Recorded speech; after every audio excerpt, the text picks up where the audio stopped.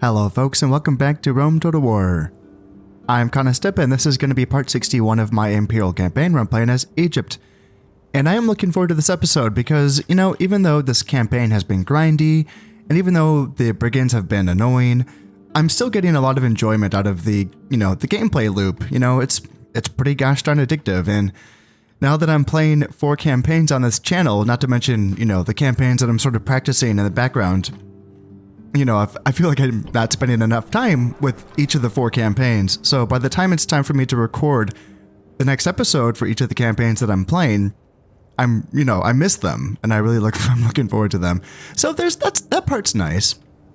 That part's nice, yeah.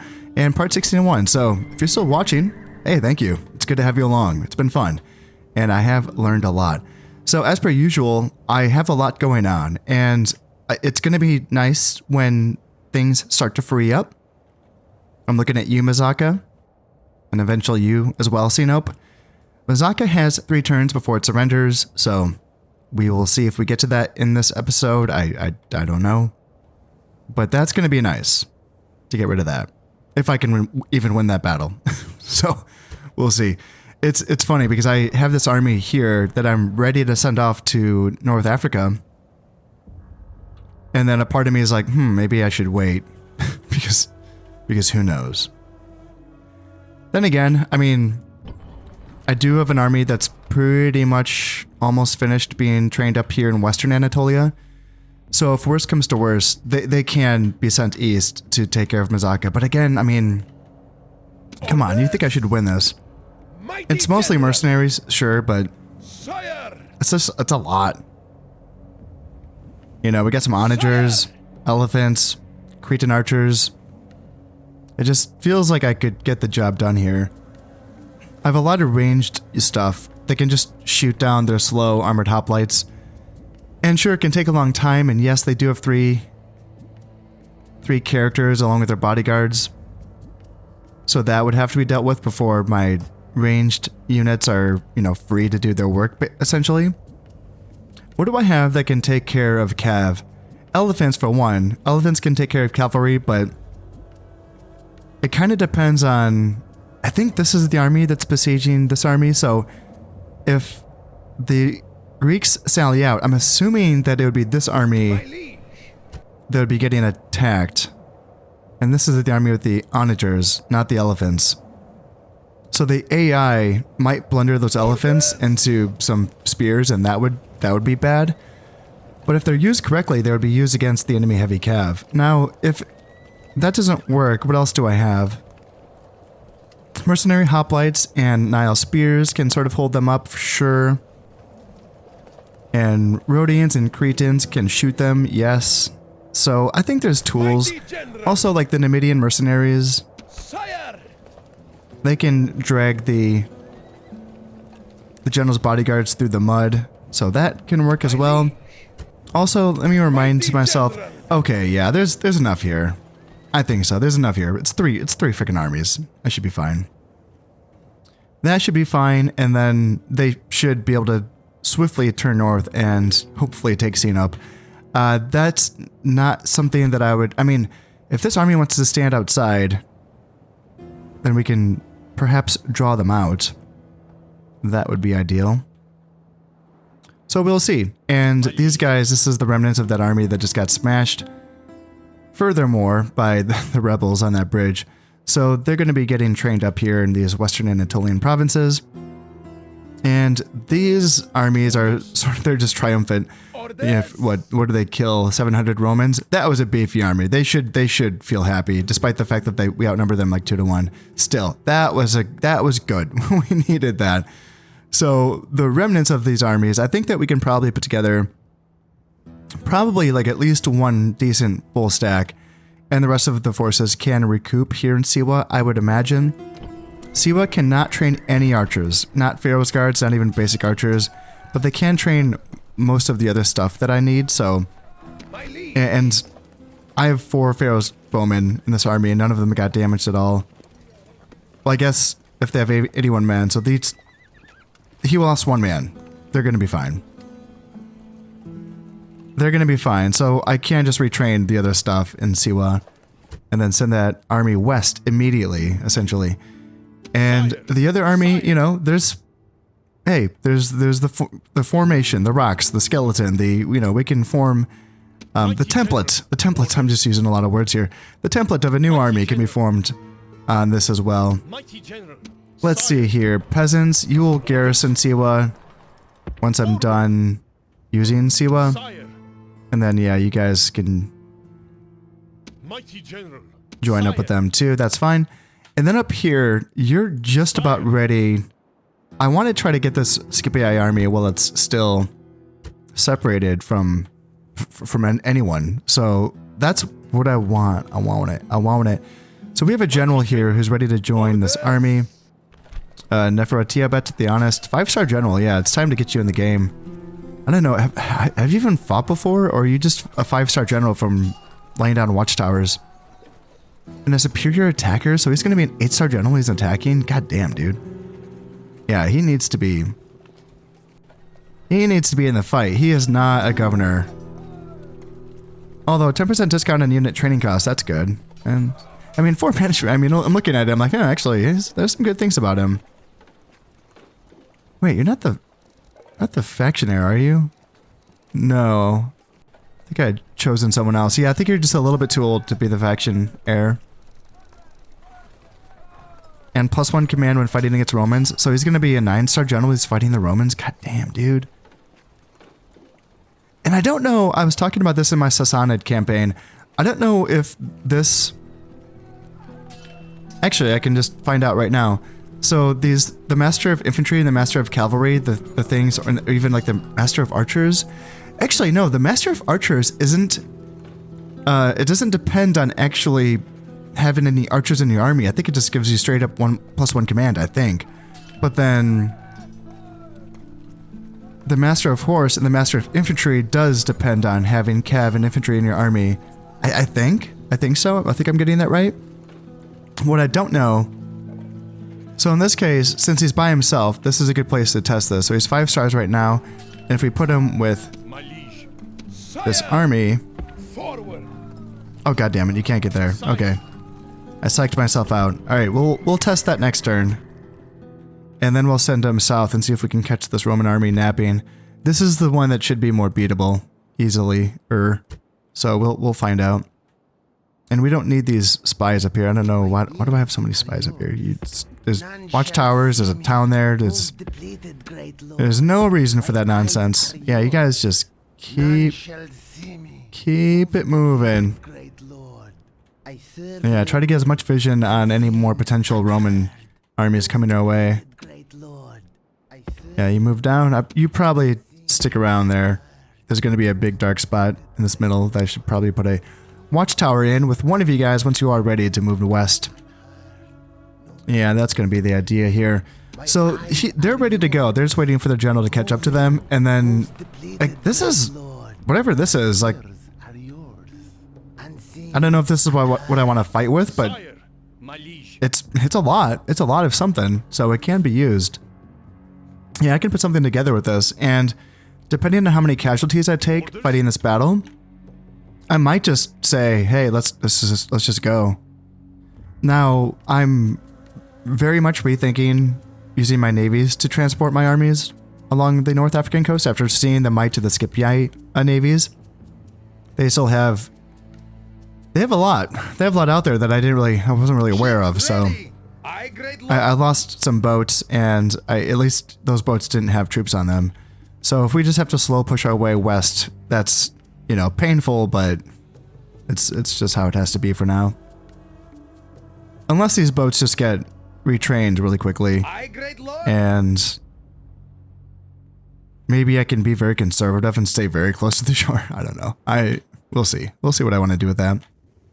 So all of that is to say that, you know, we're going to be making some progress here. Not necessarily in this episode. I'm not saying we're going to be taking Leptis Magna in this episode, but we're going to be making some moves, and this army is going to be sailing south, and this army in a few turns, I'm just waiting for some more Pharaoh's Bowmen. I think I want one more unit to be trained up here in Nicomedia, and then that army, they're kind of spread out. They're in a few different provinces. But they can... Do I have a navy yet? Or do I have to build a navy? I know I have a boat up here who's transporting this diplomat. So let's send him. Oh no, the Scythians. I was gonna talk to the Scythians, but they're... I mean, we can talk to him. I know you're about to lose one of your only settlements, but do you want map information? Yeah, asking for trade rights. I don't know if that's even... I mean, whatever. We'll do it. Is there trade? Make a single payment. Oh, we already have trade rights. Okay, let's just try to get map information. Yeah, they're all about it. Does that tell us anything new about them? Why?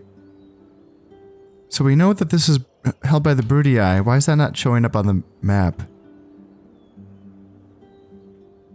Did you just give us wrong information? What just happened? Yeah, this is held by the Brudii. Huh. Uh-huh. Okay. That's a little confusing. Yeah, I know this is held by the Scythians. Sure, but why is it saying down here, this is all... It says it's held by the Scythians, and... That doesn't seem to be the case. It's a little bit funky, eh? Yeah, a little weird. Well, I have another diplomat heading west. I think you were gonna go talk to the Britons eventually. Are you how?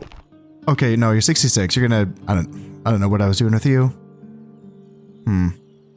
Yeah, because you're gonna be dying soon. You're not gonna make it that far west. And we're going for the Parthians again. My oh my, we just have to keep trying. Yeah. So this army's moved as far as it can, and this army has has like some archers and some Scythian mercenaries that are at least full strength. So like that's kind of it.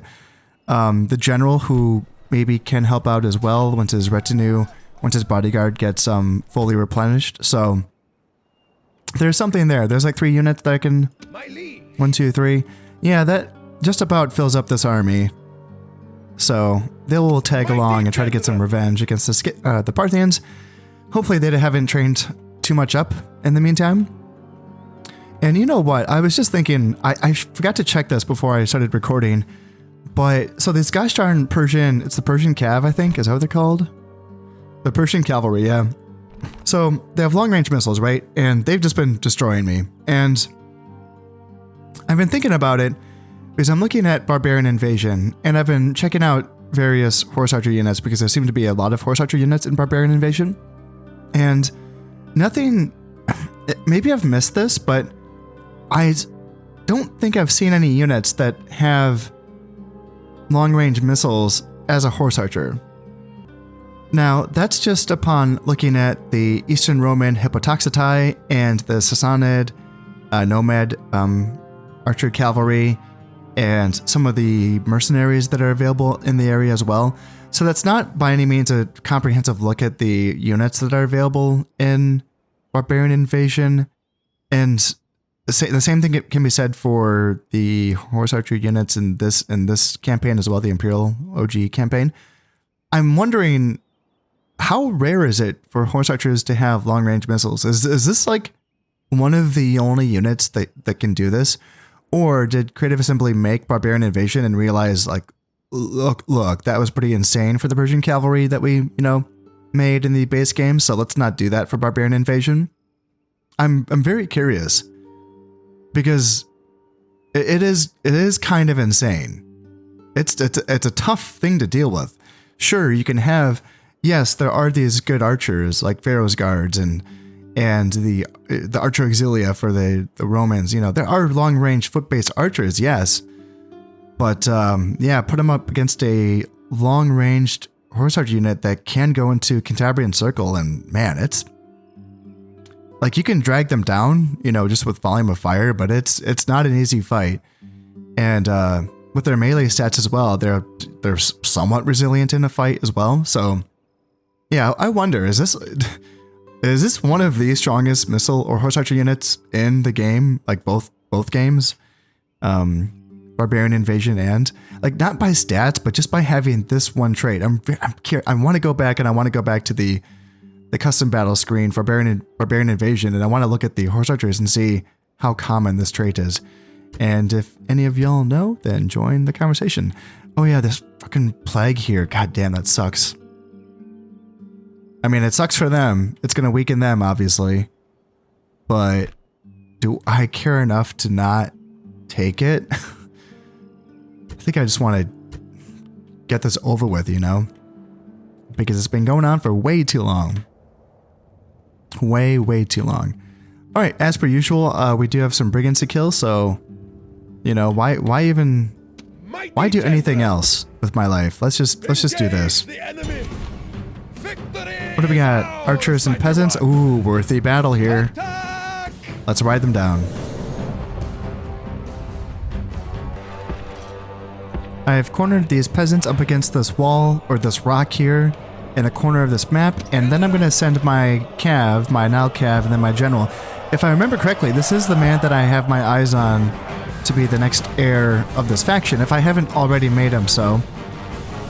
Now, interestingly, the archers have sort of decided not to support the peasants who came out to fight with them. So these guys are just going to get massacred. So let's send these Nile spears up. Maybe we can get an engagement here. Or they can just stand back and get shot. That's fine. Either way. And Eastern mercenaries can move up.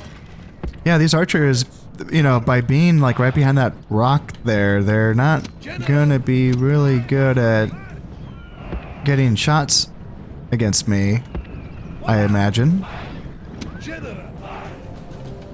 We have come around this rock, and we can now send our cav in, you, and then you can just rush on in and ride down these filthy archers.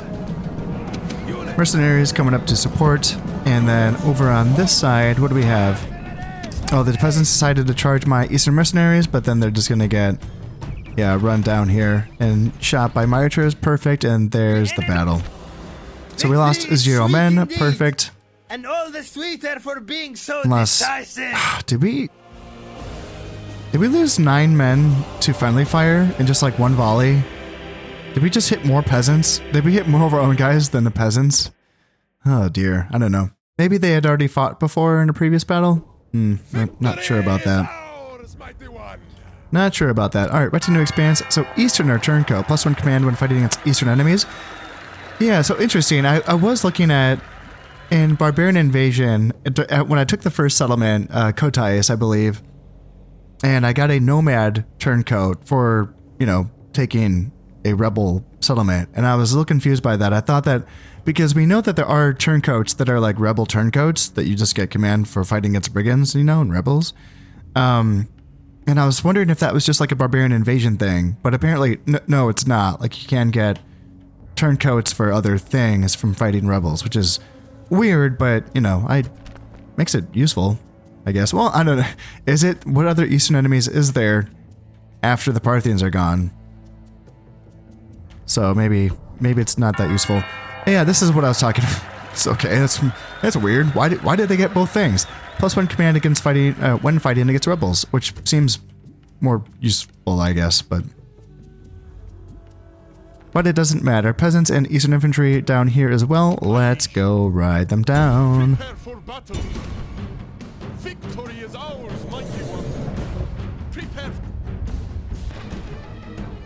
I was thinking that I was going to have to get up on this hill and, you know, kind of deal with them sort of skirmishing away from me, but they decided to charge down at me and then stop right within bow range, which is very nice of them. So let's get my chariot archers in position so that they can start shooting, and Nubian Cav can hang out right there. And are you guys all shooting as well? Yep, everyone's shooting.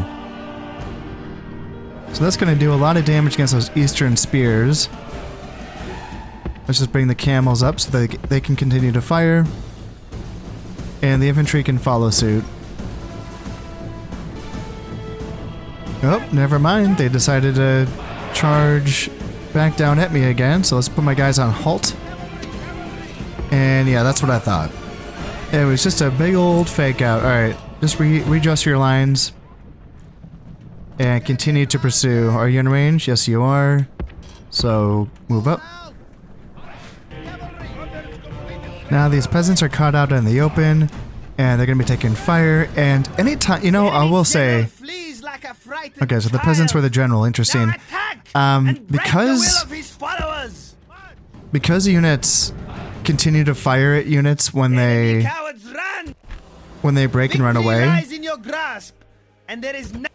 I will say I'm really hesitant to send Cav out to charge vulnerable units in this game, because like you have to really be on it with telling your missile units to not fire. You have to make sure that, you know, your missile Cav and your infantry missile units as well, which for me are, you know, going to be grouped differently. So I have to sort of do two separate commands to tell them to not fire, essentially before sending into my Cav out to take advantage of vulnerable units, whether it's a good Cav matchup or whether it's, you know, just separated infantry or ranged units or whatever.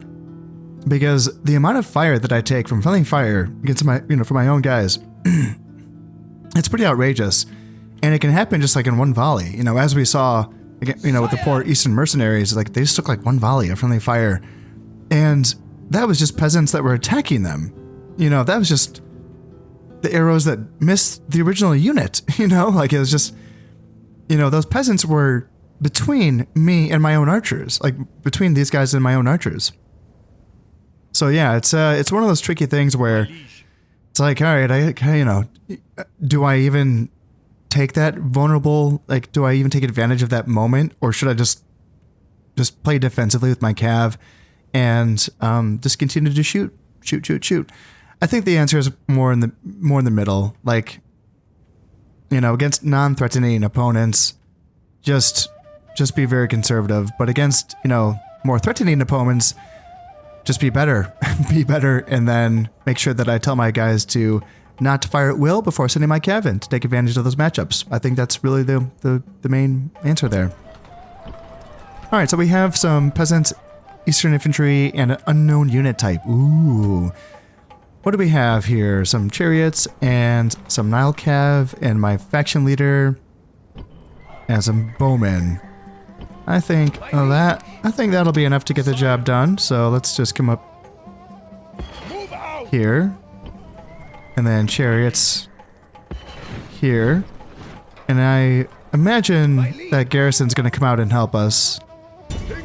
That'd be my guess. So 2 Eastern infantry peasants. So no ranged assets, and let's make sure that I'm controlling that. And let's go in. Oh, you know what? I just realized I brought a bunch of Cav and chariots against 2 units of spears. And yeah, even though they are just low tier spears, we've seen it before. They can hurt. They can do some damage. So I'm gonna have to get my peasants and bowmen in. The reinforcements coming on in. They need to come here and try to get involved.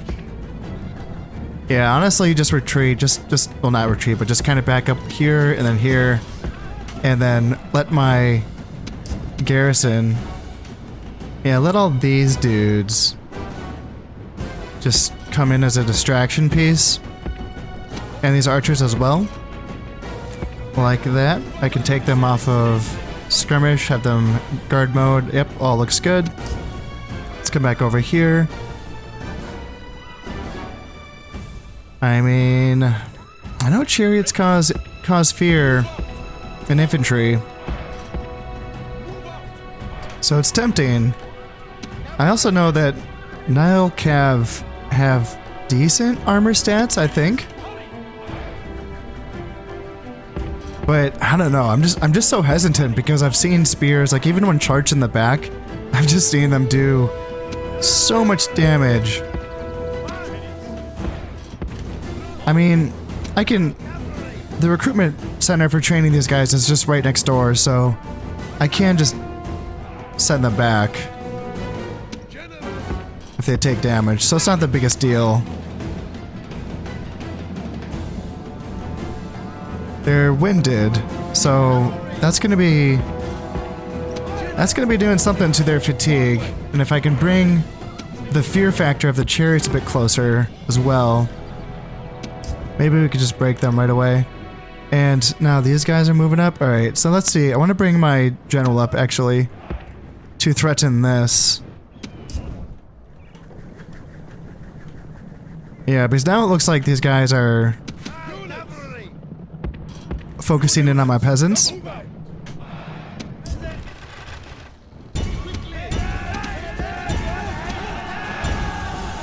So let's try to just do that and charge here with my general. Yeah, he's already broke it, so that's fine. Alright. That's fine. And then these guys move on up. Archers, make sure that you're shooting. Peasants, just get back like that. And let's move chariots up, and let's move Nile Cav up as well. And are we shooting at peasants now? Yeah, we're shooting at their peasants. I bet my peasants could take their peasants, because I have so many of them. Here we go, peasant sandwich. Go, go, go.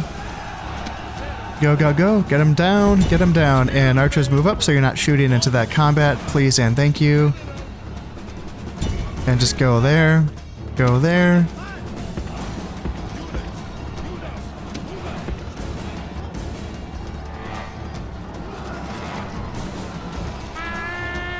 Alright, apparently these peasants need a little bit of help from the... There we go, alright. There we go. A faction leader came to the rescue there. Alright now. Then he just broke. Perfect. And that's probably from my chariots being nearby. That's probably why he just broke. So I lost 16 men, but I think that's all peasants, so no big deal. I am finally ready to end this turn, so let's drop this save and let's go ahead. I want to see if that Scipii army decides to stay put. It did decide to stay put. That's interesting. You would think that this would be an opportunity for it to flee, although maybe it thinks that this army is going to be getting to it in time.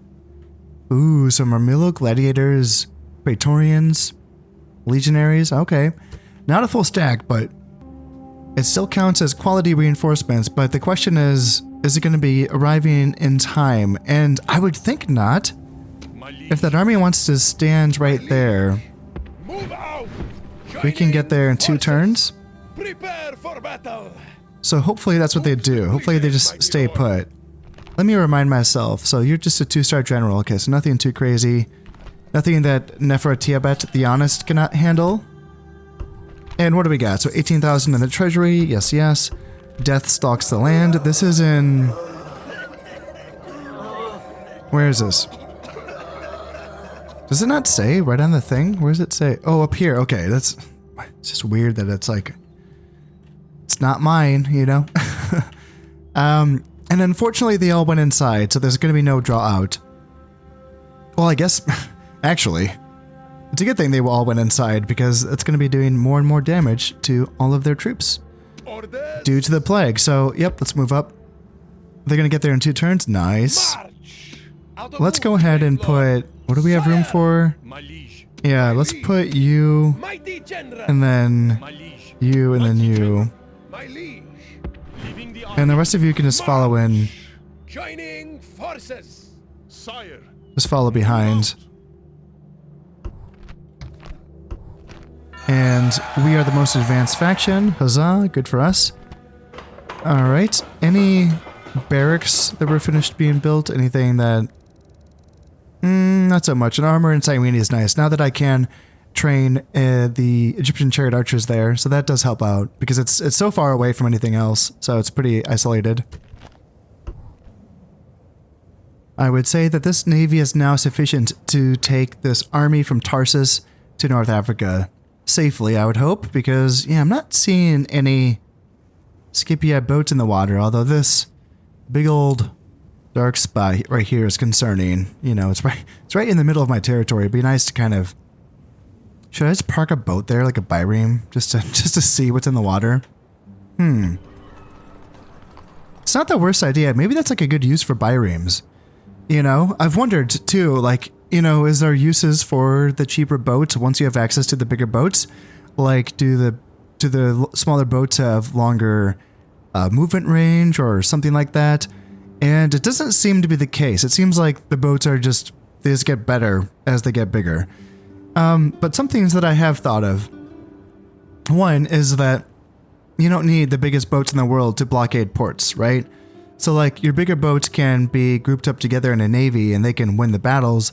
And then, for instance, if I were to go to war against the Brutii, I am at war with them, but if I were to actually press the attack against the Brutii, I could just have a big fleet that, hits their fleet, although I'm not seeing any fleets of theirs. But then I can just have a bunch of biremes. I don't need expensive boats to blockade Sparta, Corinth, Athens, Thermon, Thessalonica. Larissa has a port as well. Yeah, like, I would just need 6 biremes, and that would essentially cripple their economy, So that is an idea for using the small boats, even in the later parts of the campaign. But even this, I don't know, like this, I just thought of this. Just having a couple biremes here, just to give me vision here. It's a thought, it's an idea. And same with this as well. Although I guess I know that there are Scipii boats out here in these dark waters, so I don't need to send more Scipii, or I don't need to send more biremes to their deaths out there. Annoyingly, we have a couple of brigand armies that have popped up here in central Anatolia. One of them is actually kind of big too. He has a general, 2 stars. Was it a half stack? Yeah, Naked Fanatics, Rebel General. I don't really have anything, more Naked Fanatics down here. Other than the army in Western Anatolia that's just about ready to be sent off to North Africa, I don't really have anything that's available to deal with this. These 3 armies are tied up around Mazaka. Now this should be resolved in 2 turns, so I might just wait until 2 turns from now, and then send these armies out to deal with these brigands before converging on Sinope. It's a little haggard, but I don't really have anything that is available. The army in Tarsus has been sent off already. They are in these boats. Ready to sail. And I have forces around here that are gathering, but again, that would just take longer than 2 turns, so there's no point. Let's just drop a save, and let's just keep on a-truckin'. It would be nice to get an actual decent big fight in this episode, either against the Romans or against the Parthians. Let's see here, can we catch them? Sire! Looks like we can catch them. And yeah, looks like they got more people on the way. So that's the army that I already looked at, and then, yeah, some more legionaries and early legionaries. And I want to come up to Parthia and see, are they still inside of the settlement? Yes, they are. Are they still under, they dealing with plague? Yes, they are. Okay. Hey, that's fine. That's fine. I'm going to get there in this turn. Okay. And it is the tier 3 walls, right? Tier 3? Yeah. So would last for 5 turns if I were to siege them out, but man, I don't think I want to wait that long. It would be good because the plague would continue to weaken them, but I just want to get this over with. This part of the, the campaign. I want to get this over with. All right, let's go through these messages. 13,000 in the treasury. And yep, death stalks the land, I'm aware. Town expands. Fraspa, finally, Fraspa can be built up to a governor's villa. And hopefully that makes it more appealing for when I, intend to give it to the Armenians at some point. And Cadonia, oh perfect, nice. This is the one that I wanted to grow. So the communal farming is going to be finished, and I can get it up to a minor city by building the governor's palace. Yes. Yeah, Cadonia, I believe, makes some pretty good money, so I want to get it built up so that I can build the tier 2 port. Is it the dockyard, perhaps? Maybe? Okay, so the Brutii are the most advanced faction. Alright, we'll see about that. And, alright, Thebes has built up an archery range. Perfect. They can now contribute a bit more to the war effort. Yeah, I'm training troops non-stop right now. I'm just trying to get things rolling here. My economy is like fine enough to maintain that for now. Obviously, I'm gonna have to start taking some settlements, but it can maintain for now. Forward. Let us now advance to the walls of Campus Sakai. Prepare for battle. And ooh, Besieging settlement. oh, I have a spy inside. I forgot about that. Maintain siege. Settlement under siege, sir. I don't know if I want to Move up. attack with just the gates, just because there's a bit inside, you know? Yeah, it is tempting, but I think I should. My liege. Prepare I think I for should build some battle. stuff. So let's go ahead and build some stuff. Maybe do that and then. Let's see, do I need that many ladders? I feel like 2 is enough. That's okay. Yeah, we'll just go with that. Settlement under siege, sir. And now let's come down here and let's pick off this Scipii army that's south of Cyrene. Yeah, they did not move. And I would say this is beatable. I mean, sure, it is a solid Roman army, but like nothing. No, there's no infantry here that's better than early legionaries. And they, oh, nope, take it back. They do have some legionaries. Okay. So they do have 1 unit of those, and they have some Triarii as well. And some Archer Auxilia, just 1 unit of those, that's it. Their Cav is pretty trash, honestly. I mean, Cav Auxilia and Equites, so light. I meant to say light, not trash, but light. They got some war dogs, that's fun. Yeah, I mean, I feel like we should, yeah, let's take him. Prepare for battle. Wow, it says, wow, really? Not, like that's 2 to 3 strength ratio, eh? Huh.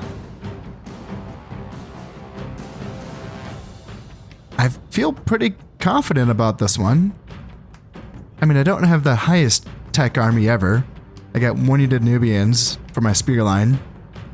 I have basic archers, and one of those archer units is pretty beat up. But I got chariots.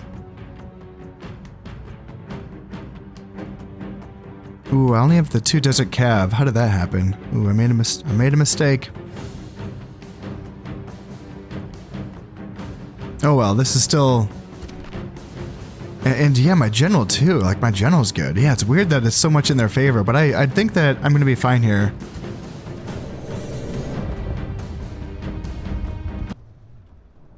The Roman army starts off right ahead of me.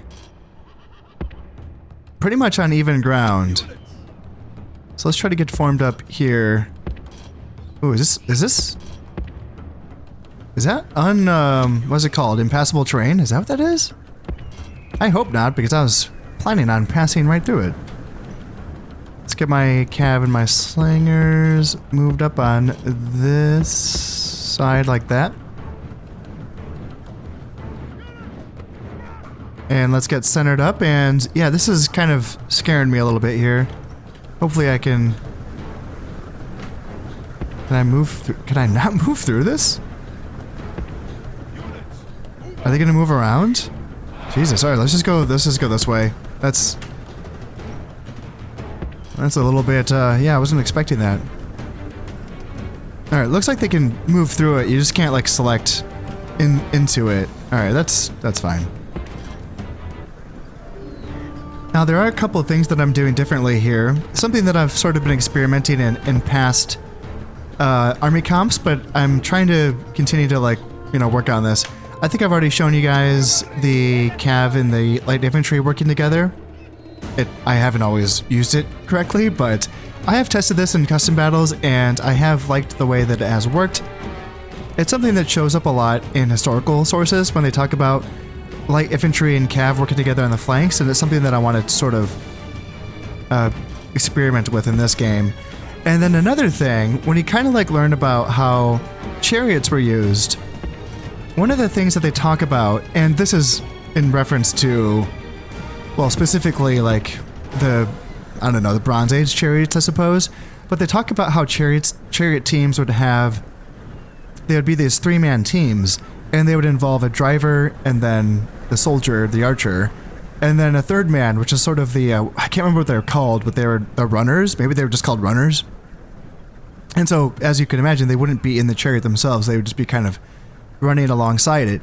And they would oftentimes, kind of the idea was that chariots were not really used as battering rams, kind of as, you know, a lot of people envisioned them. And as, you know, they're kind of designed in this game to be battering rams, but that didn't really make sense. Like, you know, chariots are not that, they're not that strong, you know, and they're like fragile, you know, they're horses. There's so many moving parts here, you know, that this is pretty flimsy. And even the stronger built chariots of like the Assyrians were still maybe not battering rams. The advantage of the Assyrian chariots was that they were bigger so that they could have the runner. Did he just sneeze? Did they sneeze? Wait, are they sneezing in this game? Do people sneeze? Or did I just imagine them that he sneezed? Maybe he was just doing something else. Anyway, okay, so I just realized there are 3 people in these chariots, but I don't know if that's historically correct, but this is supposed to be the Ptolemaic Egyptians anyway, so nothing's accurate. But my understanding of the Assyrian chariots was that they were bigger, but again, not so much because they were supposed to be like battering rams, but just because they could actually hold that runner inside of the chariot. So, you know, the runners weren't just kind of running alongside the chariots. They could deploy just from, you know, being inside of it. So they were sort of like mobile infantry in a sense. But yeah, my idea here is to kind of like think of this as like a runner system. Have the desert axes instead of using them as my reserves, because they just never get used when they're my reserves because the enemy doesn't attack my phalanx spears ever. So my desert axes just in many cases oftentimes get wasted, it feels like. So instead of doing that, I would rather maybe just use the chariots. In this case, they would be as battering rams because, you know, for the basic Egyptian chariots, that's the only way to really use them. But I could still try to, you know, use a version of this where the chariots batter on in. Like, against these, let's see here. Yeah, I don't want to go after the Cav Auxilia because I have javelins and they can probably hurt me. But in this case, my chariot archers are peppering them down. And what do they have on the flanks? Ooh, a stadi? Oh, I didn't know they have a stadi. And early legionaries, like this is a good target for chariots, right? Armored generals right there. Auxilia, war dogs, okay. And are these guys shooting already? Okay, they're shooting at the Astadi. So let's bring up my dudes on this side. Like that, and maybe my slingers can get into position as well. And shooting at Astadi is cute and all, but let's try to get into range of other units. So let's just inch forward there.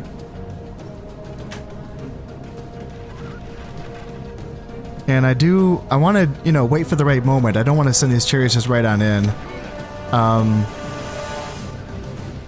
The Archer Auxilia is kind of the only unit that scares me when it comes to protecting my chariots.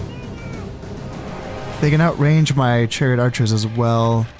But, I mean, honestly, thinking about it, once those cav on that side are dealt with, actually, I should be more aggressive with this flank here. Because there's nothing that can catch these guys. Slingers and cav. There's going to be no infantry that can keep pace with my slingers. In fact, I should group you guys in, let's do group 3, I think. And then let's do group 4. So I got hard groups and soft groups. So 1 and 2 is still there, and then 3 and then 4. Perfect. Okay. Alright, just a little quick on-the-fly regrouping there.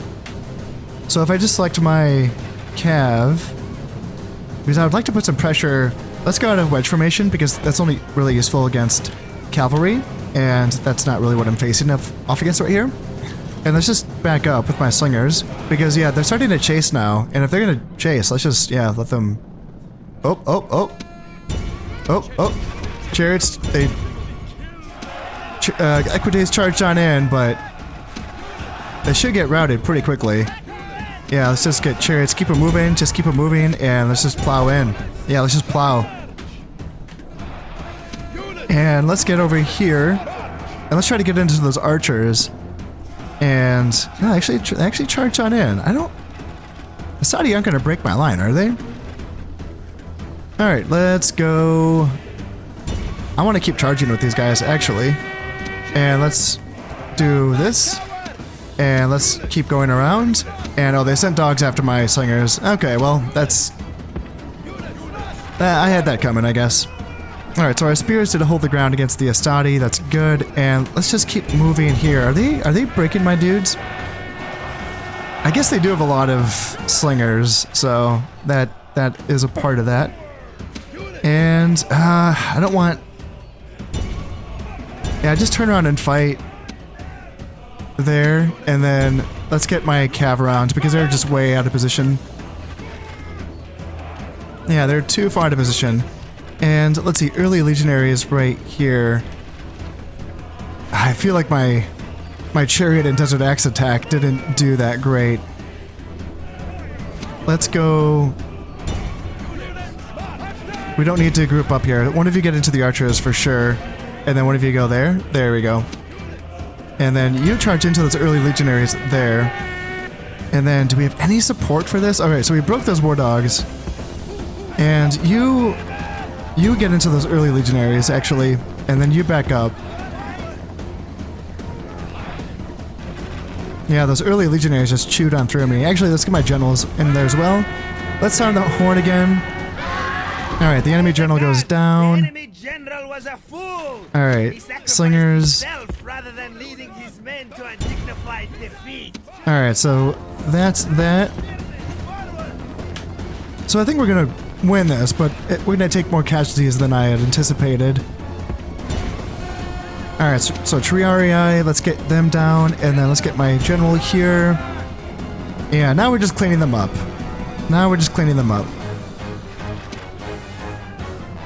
Let's make sure that my archers are not on fire at will. Who's on it? Okay.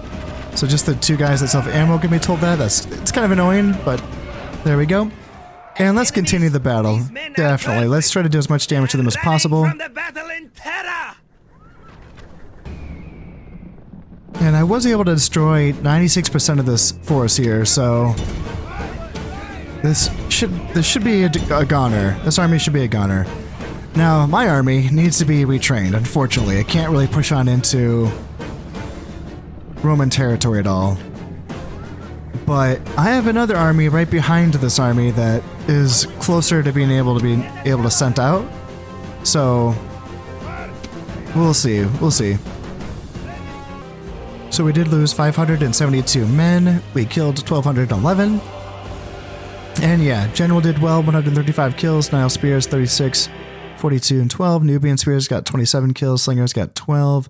Bowman got 31, 74, 83. Desert Axes 13, 31, and 32. Okay, so not the best, but you know, my use of that little contingent might have been a little sloppy, a little bit bold perhaps. And then Desert Cav 89 and 115, Chariot Archers 108, 133, Chariots 55, Slingers 52, Desert Axes 54, or Desert Cav 54, and the Chariots 77. So overall, pretty balanced all around. Yeah, I could have played that better, but still, I'm figuring things out here. So yeah, that was okay. Yeah, that they routed. That's good, but you know, I have to say these armies are looking stronger, but smaller. So maybe it's not so bad. Let's get you back to Cyrene so that you can get retrained. And then this army is in the process of being put together. I am going to be leaving the Siege of Campus Sakai until the next episode, just because we're getting towards the end of my recording time here, and I don't want to have to feel rushed here. So that's going to be a pretty action-packed thing to await for the next episode. In addition to that, I would say, yeah, this is one turn left here in Razaka, so that's going to be taken as well, if all things go okay. So I should be taking 2 settlements in the next turn, and that's going to be exciting. And then these armies can turn their attentions to the Brigands here, and then Sinope as well, eventually. So that's looking good. I have an army that's just about... It's pretty much assembled here. I'm just waiting for my archers to come in here, and then I have my last chariot that I need to link up with. And I'm building boats here and roads to ferry this army down to North Africa as well. So that's going to be 2 armies, 2 fresh full armies sent to North Africa. And that's good because, you know, as we saw in that last battle, I took more casualties than I would have liked. So to make any progress here, I should probably have some more reinforcements. And I do have reinforcements coming as well from my Egyptian territories. This army was more beat up than I had initially thought, so it's taking more time to get it up to code. But it's not going to take too long before I can send it out west as well to assist things. So that's going to be it for this one. I just want to let you all know that I have started a channel membership, so if you want to support the channel, that's one way to do so. Other ways that you can support the channel is by liking and sharing and subscribing. It all helps immensely. So until next time, this has been conquest playing Rome Total War. Thank you very much, and goodbye.